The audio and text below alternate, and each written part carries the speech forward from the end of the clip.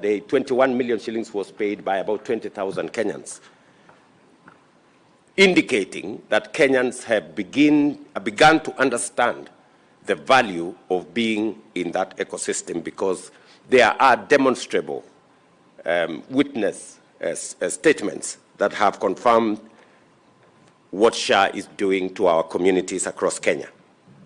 We have allocated sufficient resources to fully fund primary health care, ensuring all registered Kenyans can access primary health care services free, fully paid for by SHA.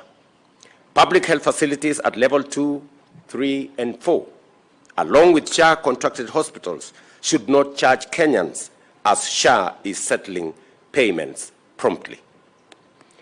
When I say promptly, every 14th of every month, we settle bills for the month, the previous month, every 14th.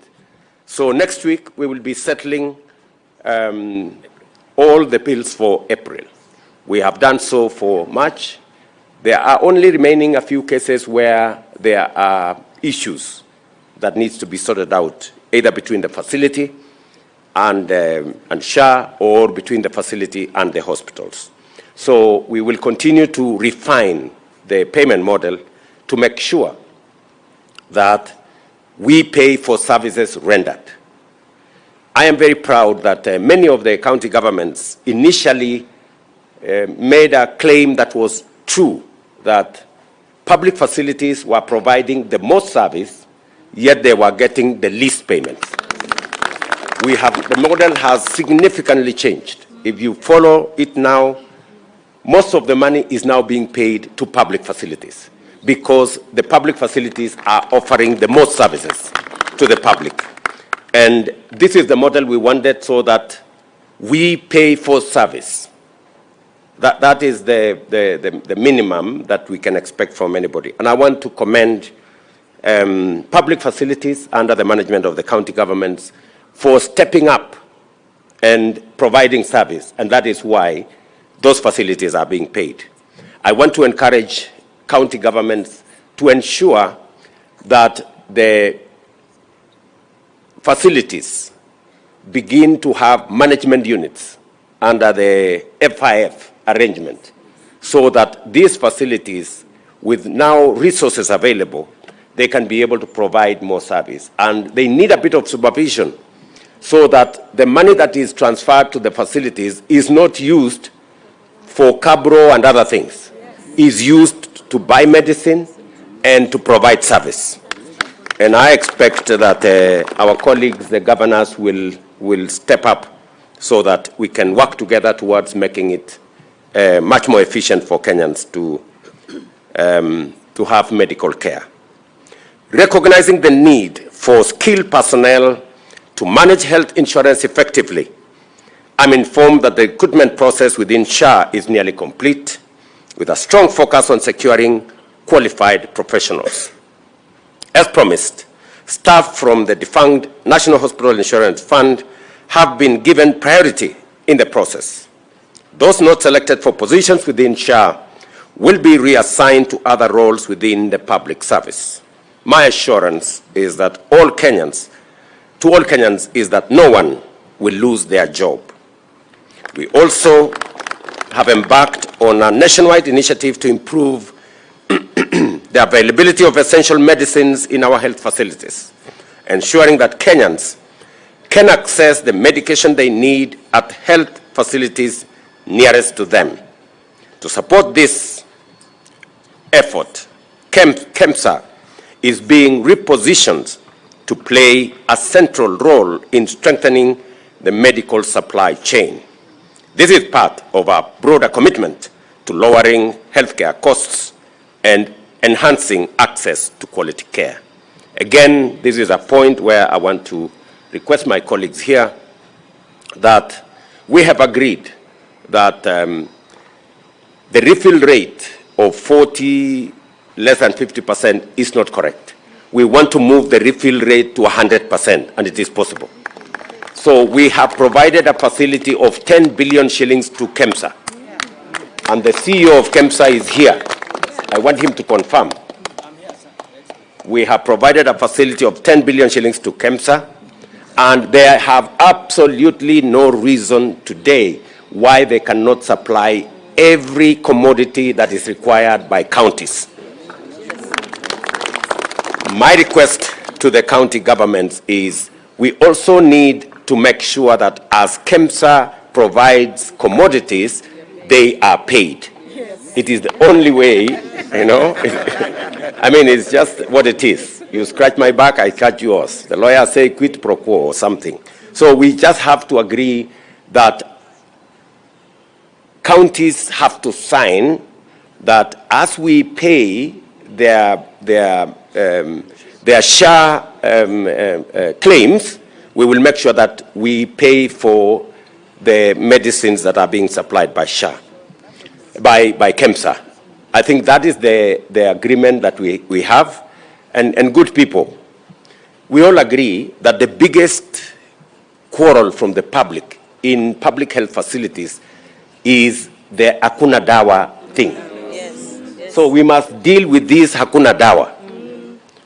And that is the only thing that is still holding us back. Yes. So this Hakuna Dawa thing, we must deal with it.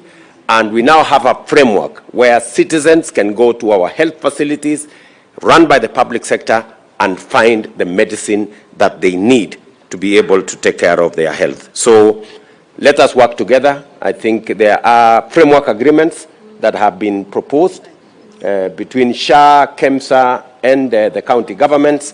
Let us just find it in that framework so that we can facilitate the availability of drugs and commodities and medicines in our public facilities. Now that we are paying from direct to the facilities, there is every reason why we should make sure that the medicines are available in our facilities. Additionally, the government is leveraging digital technologies to make healthcare delivery paperless and more efficient within the next 6 months. A transformation already underway in 6 counties. We just want to make sure that fraud and treating non-existent people and supplying medicines to non-existent people stops. And technology, good people, is going to help us. So, and the rollout is going on. We are going to work with you. We are already working with 6 counties. We will roll it out. Aden Duale and his team at the ministry will be working with you so that we can make sure that we control that space and make sure that there are no ghost people taking medicine and stealing from us.